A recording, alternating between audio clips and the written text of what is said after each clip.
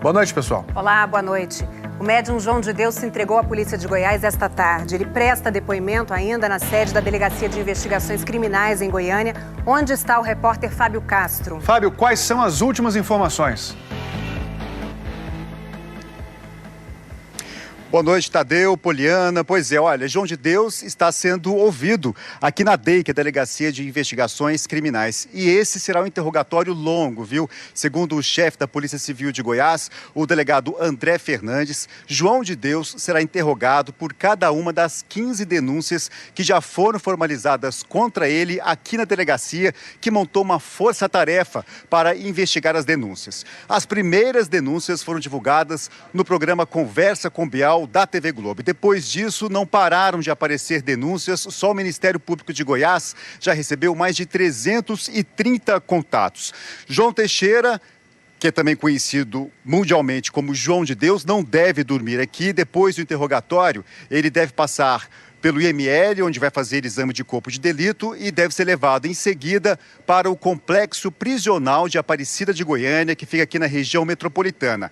Lá está sendo preparada uma cela para ele no núcleo de custódia, que é uma espécie de presídio de segurança máxima aqui em Goiás. João de Deus, ele apareceu aqui, chegou aqui sob um forte esquema de segurança bem no finalzinho da tarde. E vamos acompanhar agora como foi que ele se entregou à polícia, que desde sexta tenta cumprir um mandado de prisão, na reportagem de Honório Jacometo. João de Deus se entregou à polícia por volta de 4h30 da tarde numa estrada em Abadiânia, a 90 quilômetros de Goiânia. Antes de se entregar, o médium deu uma rápida declaração à jornalista Mônica Bergamo, da Folha de São Paulo. Por que o senhor está hoje se entregando à polícia? Por que o senhor não se entregou antes? Como é que foi esse processo? Na hora que eu fiquei sabendo, eu me entrego à justiça divina e à justiça da terra que eu prometi. E estou indo agora para me entregar, porque eu fiquei sabendo pelo meu advogado que está aqui presente, o Dr. Toron. Segundo a jornalista, depois disso, o médium passou mal. Estava trêmulo e pediu para tomar um remédio, porque tem problemas no coração. 1h30 depois, o preso chegou ao complexo de delegacias da capital. João de Deus não usava algemas. A gente está ao vivo aqui da porta da delegacia da DEIC. É nesse carro aqui que está o preso João de Deus. A gente acompanha o momento em que ele vai descer aqui dessa viatura da Polícia Civil. Ele que estava sendo procurado já há 2 dias. O advogado Alberto Toron disse que é preciso investigar com bastante cautela todas as denúncias. Essas denúncias, elas devem obedecer a um rigoroso escrutínio. Chama a atenção, em primeiro lugar, fatos de 30, 35, 20 anos, 10 anos atrás, serem revelados apenas agora. Em segundo lugar, o relato de testemunhas que, embora violentadas, voltaram 1, 2, 3, 4, 5 vezes e outras tantas vezes. Nós, em respeito a estas testemunhas, em respeito a essas mulheres, vamos aguardar, primeiro, conhecer o que elas disseram, porque até hoje não nos foi dado a conhecer, senão agora, numa leitura rápida, alguns destes depoimentos. Então veja, é preciso que, em primeiro lugar, nós conheçamos esses depoimentos para poder fazer com calma, com respeito, a crítica a estes. O delegado-geral da Polícia Civil de Goiás disse que os depoimentos das vítimas foram fundamentais para o pedido de prisão. Vocês ouviram mais de uma dezena de mulheres. Havia convicção da Polícia Civil nesses depoimentos que foram ouvidos, foram colhidos aqui nessa força-tarefa montada pela Polícia Civil e pelo Ministério Público, para que se fosse pedido esse decreto de prisão contra o médium João de Deus? Com certeza, a Polícia Civil colheu ao todo 15 depoimentos.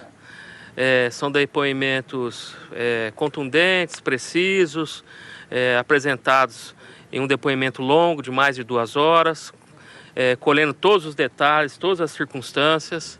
Então a Polícia Civil formou a convicção nesse sentido já na quarta-feira. Fizemos o pedido de prisão por intermédio da força-tarefa, coordenada pelo Dr. Branco, logo na quarta-feira de manhã, mas só que mantivemos o sigilo porque A investigação exige sigilo, né? A Polícia Civil ela deve apresentar o resultado, agora o caminho nós não podemos revelar. Além de todos os relatos de abusos sexuais colhidos pela Força Tarefa, do Ministério Público e da Polícia Civil, os investigadores também se basearam num outro indício para pedir a prisão do médium João de Deus. Um relatório do COAF, o Conselho de Controle de Atividades Financeiras, que revela que assim que soube das investigações, o médium fez uma movimentação atípica nas suas contas bancárias. Um valor muito alto, 35 milhões de reais, segundo a Força Tarefa. A gente já tem informações de que há providências do investigado buscando ocultar patrimônio.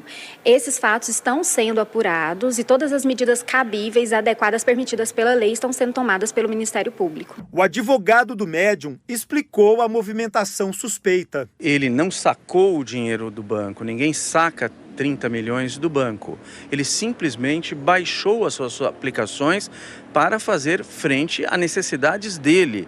Então, isso que se reputou que seria um dinheiro para ele poder fugir, cai por terra quando ele se apresenta. E é importante dizer que ele não estava fora do estado, ele estava nas cercanias de Abadiânia. A última vez que o médium foi visto em público foi na quarta-feira desta semana. Uma passagem relâmpago pelo templo religioso e uma única frase para se defender. Na sexta-feira saiu um mandado de prisão e desde então ele vinha sendo procurado pela polícia, que foi a mais de 30 endereços e não encontrou o médium. A notícia da prisão repercutiu imediatamente na pequena cidade de Abadiânia, onde o médium João de Deus atende há mais de 40 anos. Muito bom, então, nesse caso agora, esse povo estão falando isso, se vocês tiverem certeza do que está falando, é justo que a justiça haja da maneira que achar possível, né? Não é mesmo? Mas torço para que a justiça seja feita e a gente possa ou continuar a admirá-lo ou então riscar das nossas vidas de uma vez por todas. O homem que pregava palavras de paz conseguiu dividir uma cidade. Em lados opostos, o grupo de voluntários e fiéis que defendem o médium João de Deus das acusações de estupro e assédio e os moradores que estão chocados com as denúncias. Uma divisão que se reflete também na família de João de Deus. A filha acusa o pai de estupro. Os irmãos dizem que essa filha só está interessada no dinheiro. E todos se fazem a mesma pergunta: o que será de Abadiânia sem João de Deus? Dalva Teixeira de Souza, filha mais velha de João de Deus. Ele é maquiavélico, dominador, sedutor. Cíntia de Faria, outra das 5 filhas mulheres do médium. Ele está sendo uma vítima. Estão fazendo um complô contra ele.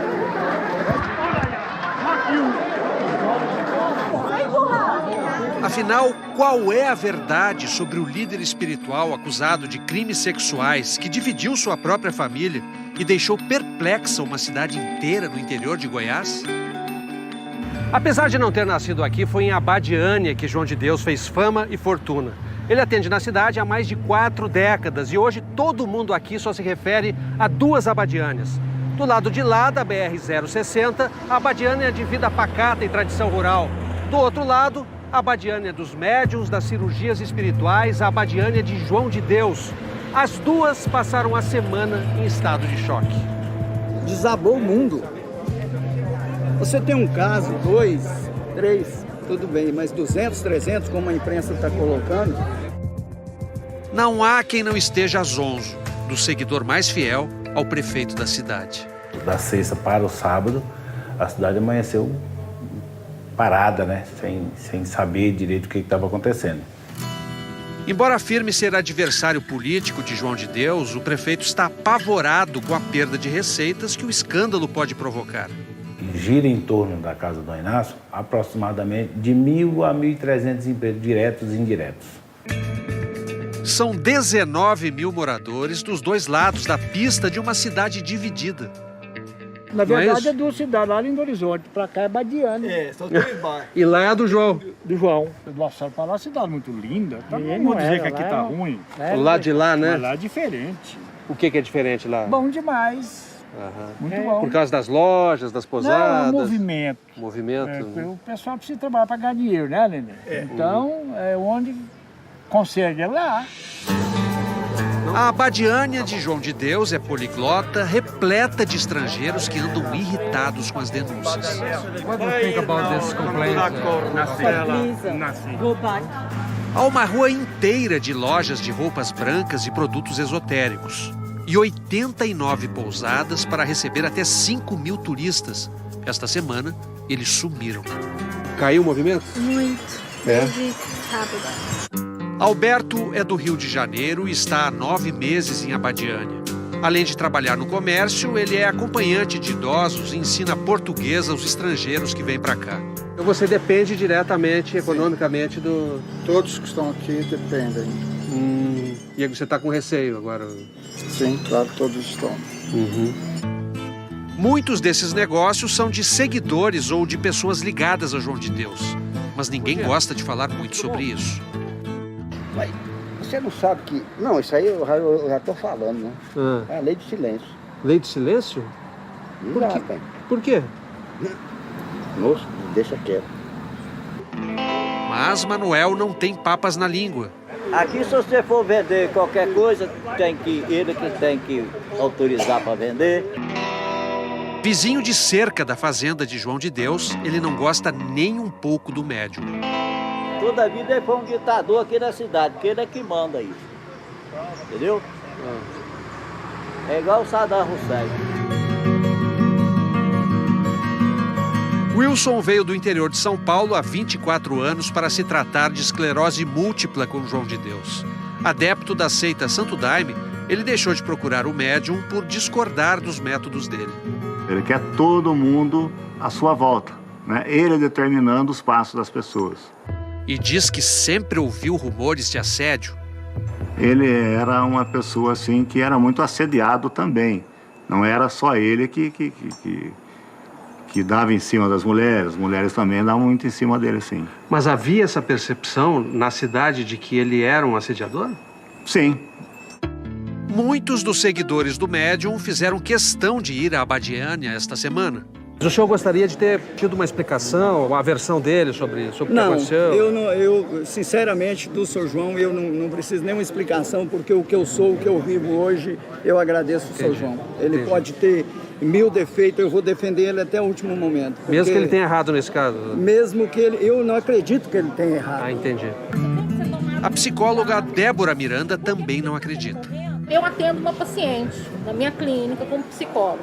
Depois dos fatos, ela acha que com 7 anos ele tocou na vagina dela, certo? Mas isso, será que não é porque uma falou, a outra falou? Porque eu trato ela há quase 1 ano, certo? E ela nunca me trouxe esse fato. A senhora acha que pode haver uma autossugestão em massa, é isso? Eu acredito sim, pode ter. O Fantástico ouviu 5 dos 10 filhos de João de Deus. João Augusto esteve com ele depois que a prisão foi decretada. O que ele disse a você? Que não fez nada, que ele é inocente. E por que ele não se manifestou publicamente? Ele não está bem. Assim, sabe, se olhar para ele está muito abalado. E ele tá meio perdido. Cíntia, Carla e Edmeire confiam cegamente no pai. Uma pessoa que faz tanto bem, de repente vira um monstro dessa forma. Eu não acredito. Mas Dalva, a filha mais velha, está processando João de Deus. A ação indenizatória tramita em segredo de justiça. Você o vê como pai? Não. Como que você o vê? Como um homem que roubou minha vida, minha infância, meus filhos. Ela afirma que foi sexualmente abusada pelo pai dos 10 aos 14 anos. E depois de novo, várias vezes, já adulta, quando os filhos dela eram pequenos. Tudo acontecia, segundo Dalva, no apartamento que ela ganhou de João de Deus. Aí ele pegou e me levou abriu um quarto, todo cor de rosa, com colcha de piquê, tapete rosa, tudo rosinha. E disse, isso aqui é para sua filha. E abriu o outro. E disse para mim, esse é dos seus filhos, todo decorado. Coisa mais linda do mundo. E falou assim, só que para você ter estudo e seus filhos, você vai ter que ser minha mulher. E me levou para o outro quarto. E ficou comigo. Manteve relação sexual comigo. falou: seus filhos de hoje em diante vai ter tudo, ninguém nunca mais toma seus filhos de você. Os 2 filhos de Dalva, que também estavam processando o avô, desistiram da ação por causa de uma ameaça que teriam sofrido dentro da loja deles. Deu um tiro dentro da loja e um deles foi lá e falaram: não é para matar, é só um susto, para eles aprenderem com quem eles estão mexendo. E como é que você sabia que tinha a ver com o processo que vocês estavam movendo? Porque a gente não tem rincha. Tinha 10 dias que a gente tinha abrido o processo, que tinha chegado na casa dele. O advogado de João de Deus nega todas as acusações. Eu acompanho tanto este, movido pela dona Dalva, senhora Dalva, e os processos que foram movidos pelos filhos dela, eu posso te afirmar categoricamente que nada disso existiu. Isso é tudo fruto da imaginação, de ganância, de diversos outros fatores alheios a esse fato em si. Ou seja, ela inventou toda essa história? Tudo? É o que eu tenho convicção. Esta semana, motivada pelas denúncias de mais de 300 mulheres, Dalva procurou o Ministério Público para reafirmar. Eu sinto vergonha, peço perdão para elas, por ele. Que Deus vai fazer a justiça, não só por mim, mas por elas também. Peço perdão pela família delas. Muitos desses casos poderiam ter sido evitados se 10 anos atrás a justiça tivesse condenado João de Deus depois da denúncia de uma jovem de Belo Horizonte. Ela contou à repórter Juliana Gerardi que sofreu abuso sexual na presença do pai. Meu nome é Camila, sou de Belo Horizonte. Fui até a Abadiana porque eu tinha na época síndrome do pânico. Eu tinha 16 anos, 2008.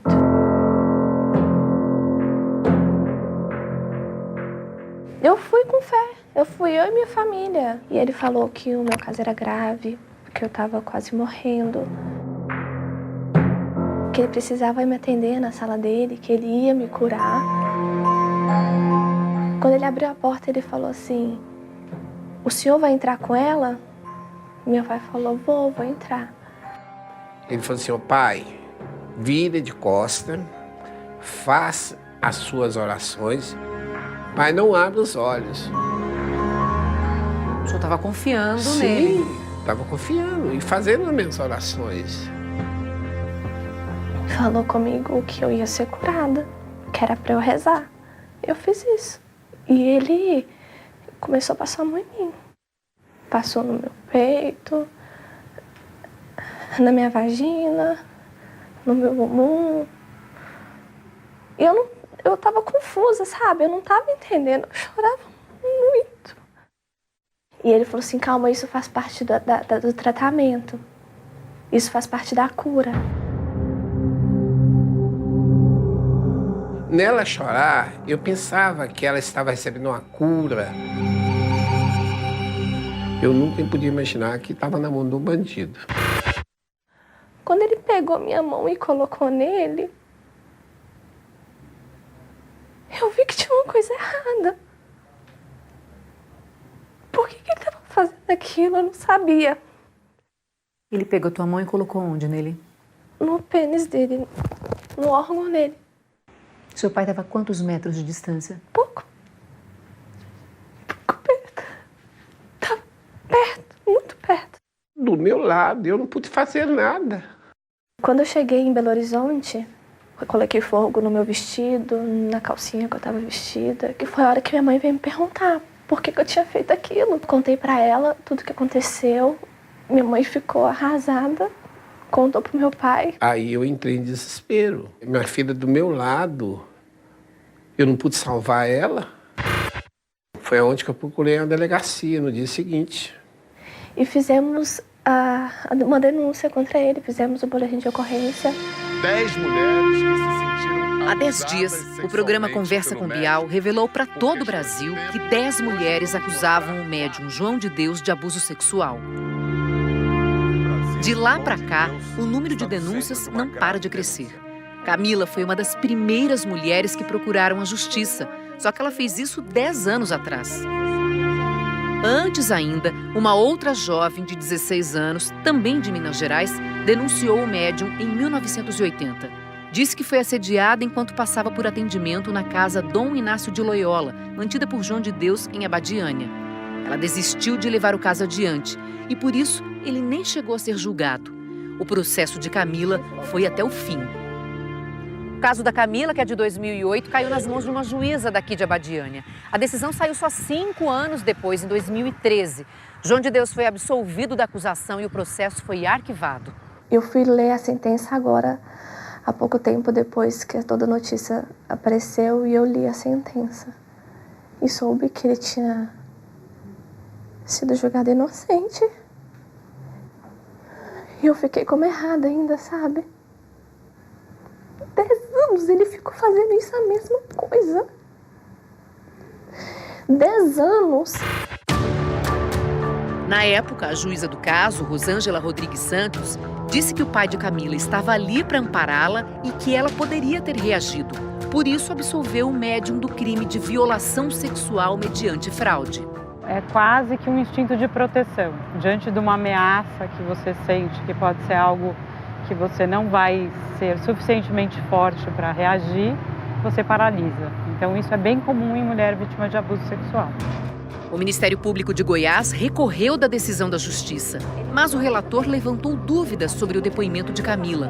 João de Deus foi novamente absolvido, dessa vez por falta de provas. O relator do caso, em segunda instância, Fábio de Campos Faria, alegou que Camila tinha síndrome do pânico e que a doença causa crises súbitas, que os ataques deixam a pessoa incapacitada e com uma condição mental em que ela não consegue diferenciar fantasia de realidade. A psiquiatra consultada pelo Fantástico discorda também dessa explicação. Pânico em si não vai explicar uma falta total da percepção da realidade de uma situação vivida. Um paciente com pânico no momento atual vai ter digamos assim, quase que um delírio, uma criação de uma coisa fora da realidade, não faz parte do quadro. Mesmo com tantas mulheres hoje denunciando o João de Deus, para o processo de Camila não cabe mais recurso e ele não pode ser reaberto. É uma decisão definitiva e o fato de existirem novas provas ou de outras circunstâncias que fazem com que, olhando para o passado, o caso pudesse ser decidido de outra forma, isso, do ponto de vista jurídico, é absolutamente irrelevante. Nem o relator, nem a juíza do caso de Camila quiseram falar com o Fantástico. 1 ano depois dessa sentença sair, em 2014, João de Deus foi novamente confrontado por uma acusação de crime sexual. Dessa vez na Austrália, como mostra esta reportagem especial, exibida pelo programa 60 Minutes do país. Frente a frente com o médium, o repórter australiano quer saber se está conversando com o João ou com uma entidade. É com o João mesmo. A entrevista é interrompida pela tradutora, logo no começo, quando o jornalista pergunta sobre o dinheiro cobrado dos frequentadores. Isso é sobre dinheiro ou sobre milagres? Logo em seguida, o repórter fala da acusação de assédio sexual contra João de Deus. O caso teria ocorrido nos Estados Unidos em 2010, durante uma visita de João de Deus a um chamado Centro de Cura, no Arizona. A vítima seria uma mulher colombiana. A vítima afirma que João pegou a mão dela e colocou em seus genitais e tentou baixar a saia dela. O australiano pergunta: e você já abusou sexualmente de alguma das suas seguidoras? A tradutora de João se recusa a traduzir. Uma tradutora da equipe australiana chega e traduz a pergunta diretamente. Você já ouviu algum assédio sexual do senhor? Da sua mãe. Minutos depois da agressão verbal, João de Deus volta. Quer ver a gravação da equipe. Eu quero assistir. Ele quer ver o que gravamos. Não. João pega no braço da tradutora. O repórter reclama. Não, por favor. A reportagem acaba sem o médium responder ao jornalista. No Brasil, a defesa de João de Deus nega todas as acusações de assédio. Camila aguarda agora a resposta da justiça para os casos de tantas outras mulheres que acusam João de Deus. Eu gritei por justiça lá atrás. Não me ouviram. mas eles podem ouvir agora elas. Por que você decidiu conversar com a gente, mostrar o teu rosto, contar a sua história? Primeiro porque eu não preciso ter medo. Eu necessito mostrar para as pessoas que eu superei isso. Eu sou forte, eu escolhi o direito por isso, eu luto pela justiça. Eu fui vítima há 10 anos atrás. Eu não sou mais hoje.